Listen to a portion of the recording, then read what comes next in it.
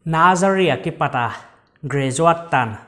kum som le nga som le guklam school college kain kam zong na to kisaya pan lain preparation ke sakhol na thu pi tak bolin khen khat te na graduate zo changin coaching te bang lain asuma sing in sengin akum kuma kam zong ina ki paiwa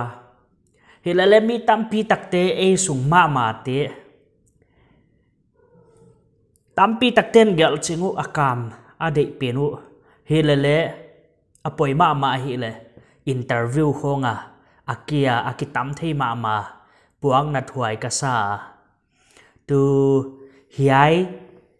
isu hiai buai na I hak sak na penu kha ni dangin kwa man ina buai pi khangei khol kewa panina la khangei khol kewa tu tung tu kigin nia hon tung ding pena kha resume and interview seminar kachia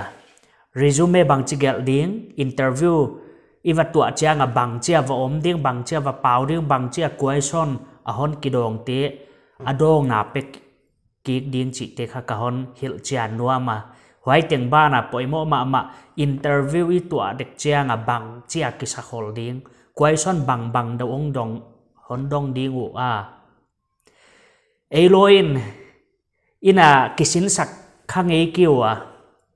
apoi pen ma ka heu tu te khat bangin ahon gen kha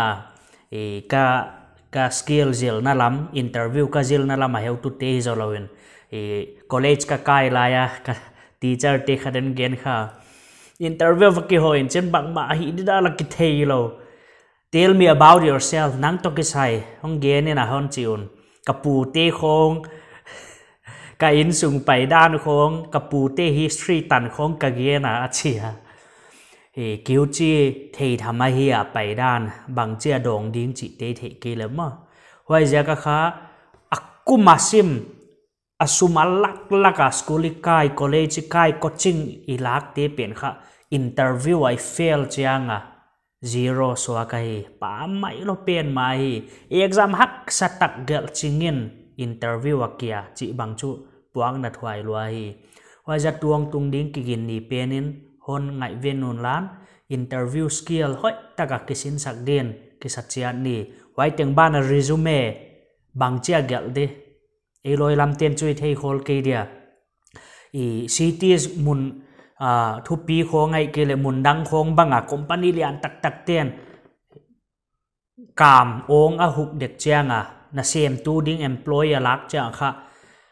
email khonga ma atang pi resume ki kha ke ve resume ki kha ken chen automatic kha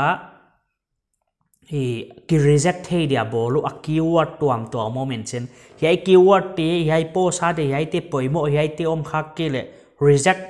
hi dia kha order ki pi chen a machine kyanga hoi ja ka kha lai siam pp degree ne pp di percentage sang pp pass leng le a keywords te bang I resume atel kha ke le interview ale vakitu lo den chen direct ka a machine hon na reject a hon na fail sak the hi ya wai ja kan ning chik pen ma hi resume to kisai ka hon gen ka hon tak la jol resume bang chi gel ding bang include ding ma resume ichi bang oma chi thum lam om ma hwai te bang le hoi ta ka ki gen dia summary ki poi moi hai ke le objective hi zat ti ma choice ni oma hi chi dan do te kha kisin sak tuak lua hi wai ja ka tu ki gin ni pen hun lem tang line college kai lel hi le class 11 12 fa ki patin BA MA sim hi tak le hi pen kha all mo ni hun khat ni cha private ai ta le government ai ta le kam I zong nak le interview kha hi mai to ading sa wa hi hoi ja ka khang ngai venun tu chata interview to mai to adi nei ki le chele ma ban tu nung chianga na poimo ding na hi skill pen hi siam na pen hoi ja ka akisin sak lai ya program akisai lai lain hon telin la nung ham phat pin chi ka hon gen thak hi in e lambanga school khong bang ale teacher khilak dek chiangin interviewer te ma employer te ma in le interview process a ki thei kia poi ka sama ma khat pe ut pe akidonga interviewer hi le ut teng va mok dot thei lo hi na thei ding in chin a khen khat bangi va dot khel zia ka zel tang thi hi e lama chu le hu chi pin police te ai ke le i system u chi pin effective tha kia akimol lai zia ken chi mai ni thei siam din a professional taka ki deal nai lo zia ken hu chi pin chu kwa man yai nong dong a chiang complain ha ke de le ki dot lo ding chi leo mai dan na phal lo ma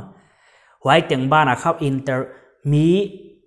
na sem tu ding bang chida na a hoi pen a qualified pen bang chida na la heading chi pen kha a interview a process hi theilo chang a ki hi theilo wa ya e loin chu hoi sak dan da na ki ho pin chen minute som na nga khong ma ki ho pin chen question khat pe ke dong ni cha a ching lo ki mok wai khat thil dik het lo wai hoi ja ka school nei tu na hi ya ai ke le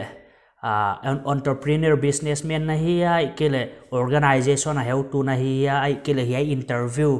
mi lak na lama interview board a tu kha mi na hi hiam huai na hi tak le tu kigin ni program khan pen khana nga de poim ho lua hi huai jagang tenlin lan interview bang chidana sai di mi a qualified pen bang chidana zong khiat di lak khiat di question te bang ban dot di chi te khong vel kha tu kigin ni pen a kigen di ngai ya huai teng ba na khat atom na de kong gen no pai le employee na sem tu ding du dak takai lak kia na sem tu ding hoi lo ilak zia ka kha isum pen a billions lama khovel pumpia stadia ball naw kha ma stadia ball na kha billions tam pi pen ma mang thang ngai chiwa mi na sem dia ilak chiang kha alo thelo e lam pai zia bang kum khat alo thelo ve ma tang pia kum khat commitment en chen wai jaka adu dak lo athulim lo khat a skill nei lo khat a personality wai job pa dia nei lo khat bang employee khak le chu ut ke lang kum khat isep ho mu ngai mai ma productive ke ta le ana sep pen akim langa wa ki top sak chi khong la ki u tha lo ma wai jaka kha a interview process ya ma selection process pen kha kichian takin quality nei takin professional le taka silent kha ina sem tu ding tele qualified zo a hoi zo a siam zo appeal zo kha zong khiat thei ding ai wai ja kha school naw pang college kai sep na zong tia ding cho a kia leader ma NGO school a hitale heu tu tia ding le hi chi kha sep na zong het lo interview to kisaya panana la kha tia ding le hi chi kha ka hon thei saka tu ki gin ni pen hun lem chang line ki mu khom ni